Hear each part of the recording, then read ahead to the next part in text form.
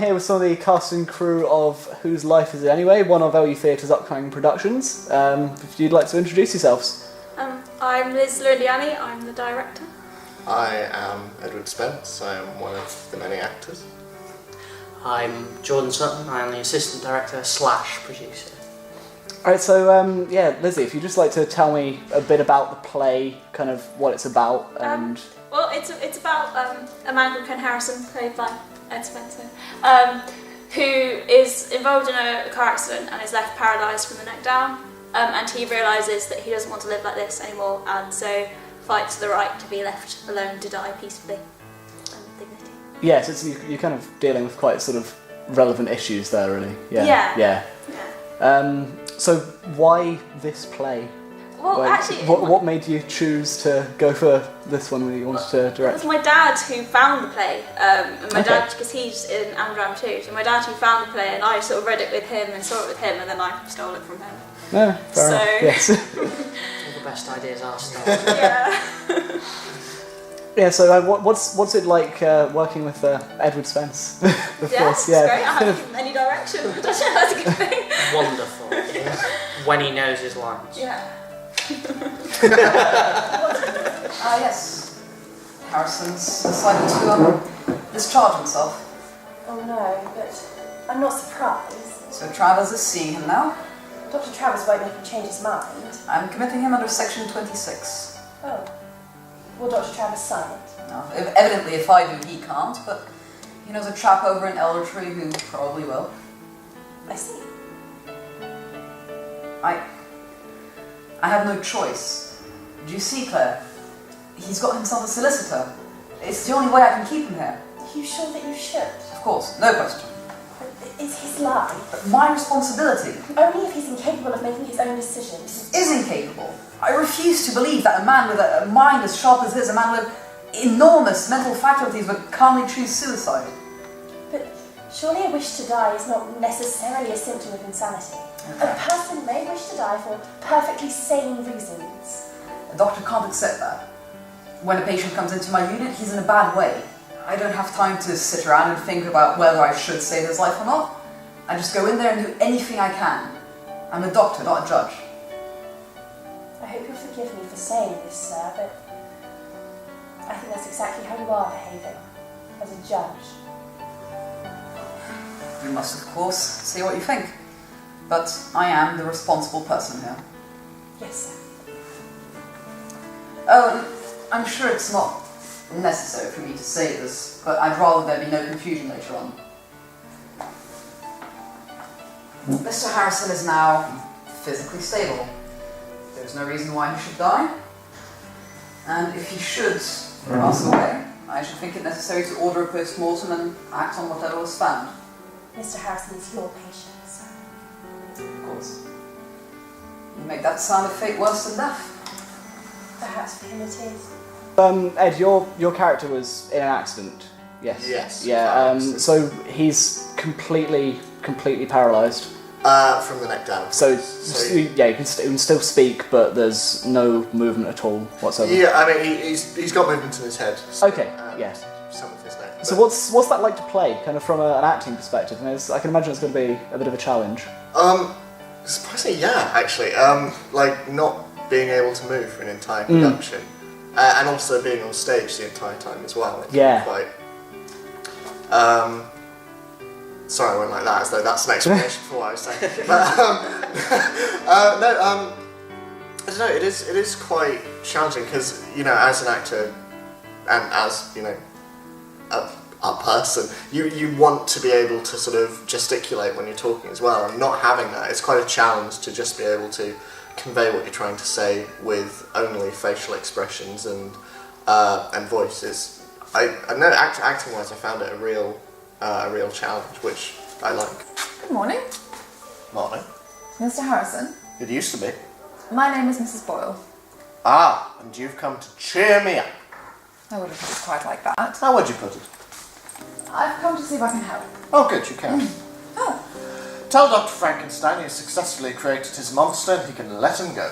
Dr. Emerson is a first-rate physician. My goodness. They have improved this room. Have they? It used to be really dismal. All dark greens and cream. Surprising what a few pastel colours will do. Really cheerful. Yes. Perhaps they should try painting me. I'd hate to be the thing that ruins the decor. What on earth makes you say that? You don't ruin anything. Sorry, that was a bit white. Anyway, don't let me stop you. Doing what? Whatever it is you do. And what do you do? Tell funny stories? Magic tricks? A belly dance? If I had any choice at all, it would absolutely be the belly dance. I'm afraid I've left my bikini at home. Who said anything about bikini?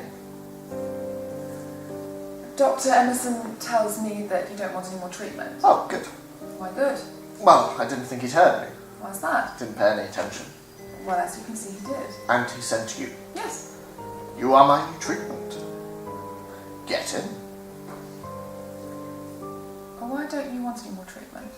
Well, I'd rather not go on living like this. Why not? But isn't it obvious? Not to me, it isn't. I've seen many patients like you, And they all want to live. usually. Why? So like the character of Ken himself, like apart from the challenge of not being able to move, kind of what's he like to play? How have you found the? Really fun. I mean, obviously his position is not a happy one. He's in quite a compromising position, Yes. and he's very reliant on everyone else.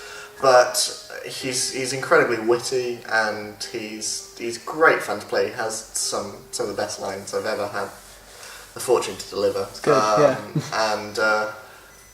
And he's just very amiable. Like, I started reading the character and I sort of immediately liked him. I sort of had a very strong feel as to what he'd actually be like. And it was sort of like, I like this character. I want to do this character justice because he's a really likeable guy in this really unfortunate position. So. What did you do before your accident? I taught in art school.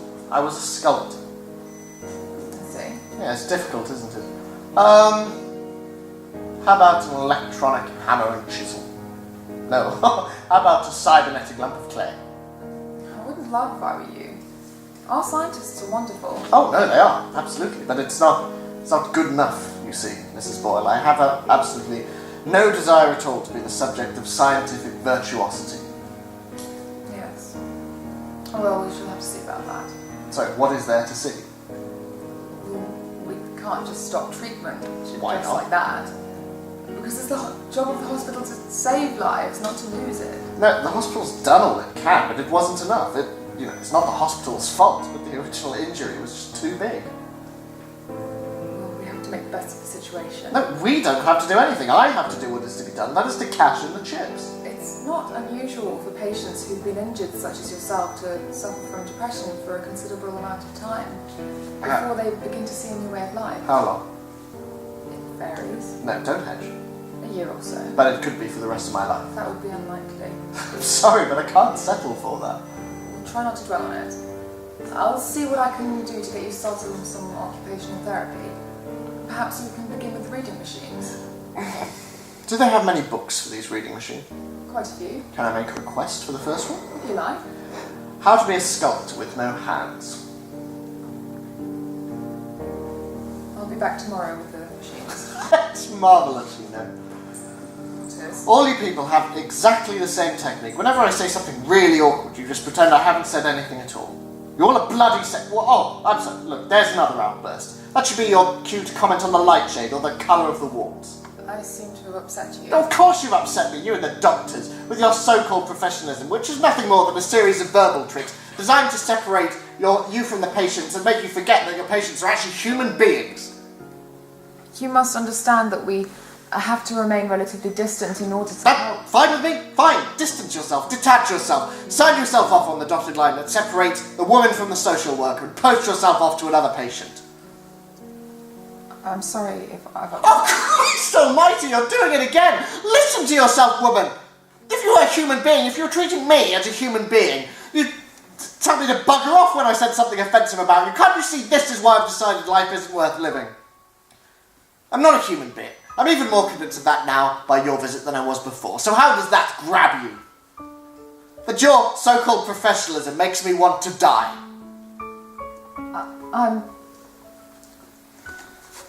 Please. Just go, please. Go. Go, get out, now. Go! Go! So kind of taking it back across to the directors, what are you kind of thinking of the with doing with the set of the play? Because obviously the clips we've got today aren't really going to showcase that too well because it's rehearsal footage in a completely different room. But yeah, so what are your well, we wanted to have Ed sort of quite close to the audience for kind of an intimate feel. So we're going to have the audience in sort of a semicircular shape around Ed, who will be on the floor part of Queen's Hall. And then we're going to use the stage above Queen's Hall as a corridor and the stage aprons on Queen's Hall as the offices, and you saw one of the office Yes, seats. yes. So. Yeah, well, I think that's kind of just about time to wrap up. So yeah, thank you very much for talking to us today. When is the show going to be on? 12th and 13th of 12th June. and 13th of June. Yes. Queen's Hall. Queen's Hall at 7 p.m. 7:30. 7:30. Yes. Right. Yeah. Thank you very much. Sorry, I'm admiring your shoes. They're lovely. They are amazing. I'll keep that in. That's great.